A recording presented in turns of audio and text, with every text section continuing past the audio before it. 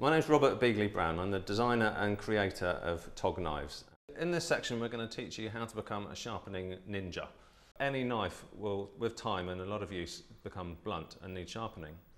So in this series of videos we're going to show you about honing rods for maintaining a knife on a daily or weekly basis, whetstones for grinding a new edge after the knife has been chipped or has become very blunt over a longer period of time, a knife sharpener like this, and also a strop, leather strop for finishing the blade at the end.